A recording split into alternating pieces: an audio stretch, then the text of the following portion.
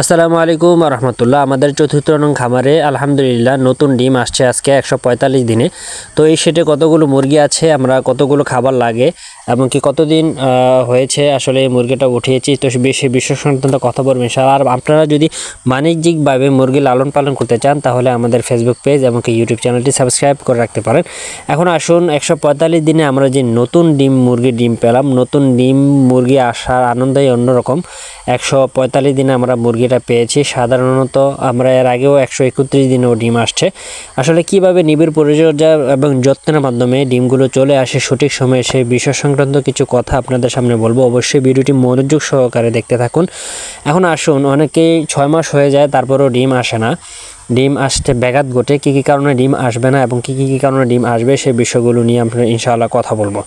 এখন যেহেতু এখানে এই সেটটা 3 সারি বিশিষ্ট সেট, এই সেটে আমাদের মুরগির সংখ্যা আছে প্রায় 2500। বিডি পোল্ট্রি ফার্মের চতুর্থ নং খামার এটা।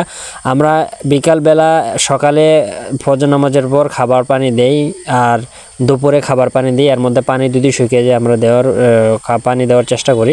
পানি শুকিয়ে গেলে পানি দিয়ে দেওয়ার চেষ্টা করি, কিন্তু খাবার আমরা 2 বেলা দেই, সকাল ফজরের পর এবং কি দুপুরবেলা।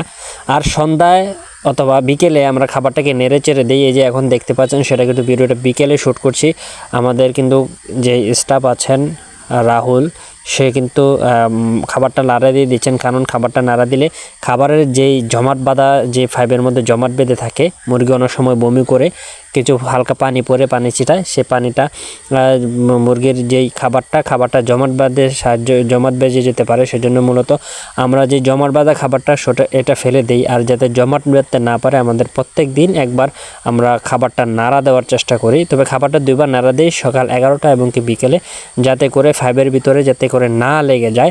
এখন আসুন কিছু গুরুত্বপূর্ণ কথা আপনাদেরকে বলি, যেভাবে মুরগিকে সুস্থ রাখবেন আপনারা সেটা পরামর্শ দিই এখন আমরা। এই যে দেখুন খাবারটা দিয়ে চাকা হয়ে গেছে, এই খাবারটা কিন্তু মুরগিকে খাওয়ানো যাবে না। এই খাবারটা কিন্তু আমি ফেলে দিয়েছি, আপনাদেরকে অবশ্যই ফেলে দিতে হবে, কারণ এই খাবারটা খেলে মুরগির আমেশা হবে, কারণ কি এটা হচ্ছে জমাট বাঁধা খাবার। আর অবশ্যই যে ভেজা খাবার নিচে দেখতে পাচ্ছেন, এই খাবারটা কিন্তু ভেজা ছিল, এজন্য আমি কিন্তু এটাকে পুরোটাকে ফেলে দিয়েছি। মুরগিকে ভেজা খাবার দেওয়ানো যাবে না, কারণ কি ভেজা খাবার থেকে মুরগির বিভিন্ন ধরনের সমস্যা, ভাইরাস, ব্যাকটেরিয়া খুব তাড়াতাড়ি সৃষ্টি হতে পারে এবং কি এটার থেকে আমেশা সৃষ্টি হতে পারে। সবচেয়ে মূল্যবান যে বিষয় সেটা হচ্ছে পেট খারাপ হওয়ার সম্ভাবনা বেশি থাকে।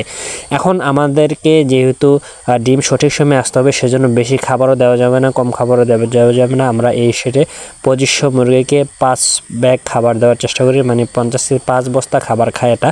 অবশ্যই আমরা 110 থেকে 120 গ্রামই খাবার এখন দিচ্ছি, যাতে করে এটার প্রোডাকশনে চলে আসছে। যেহেতু এটার প্রাপ্তবয়স্ক মুরগি, আমরা জানি প্রাপ্তবয়স্ক মুরগি 120 গ্রাম খাবার দেওয়া হয়, তো সেই দিক থেকে আমরা 110 গ্রাম থেকে 120 গ্রাম এরকম খাবার দেওয়ার চেষ্টা করতেছি ইনশাল্লাহ। কারণ কি এটা যেহেতু ডিম চলে আসছে, প্রোডাকশন চলে আসছে ইনশাল্লাহ, আশা করি ধাপে ধাপে আস্তে আস্তে প্রোডাকশনগুলো চলে আসবে। এখন আপনাদের যে বিষয়টা লক্ষ্য করে, আর 5 যে আমরা একটা খাবারটা নাড়া দিই, নাড়া দেওয়ার মধ্যে একটা উপকার হচ্ছে, উপকারটা হচ্ছে অনেক সময় অনেক 5-এ খাবার থাকে না, আবার অনেক সময় অধিক পরিমাণে খাবার থাকে।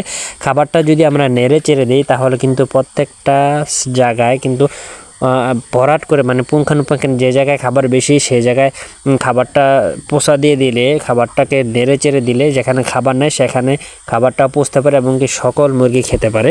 এই জন্যই মূলত খাবারটা না দেয়। অবশ্যই আপনারা যদি মুরগি খামার করতে চান, যে কোনো পরামর্শের জন্য 0161002828 অনলি ইমোতে যোগাযোগ করবেন। আর অবশ্যই নিত্য নতুন ভিডিও এবং আপডেট পাওয়ার জন্য বিডি পোল্ট্রি ফার্মের সাথেই থাকবেন।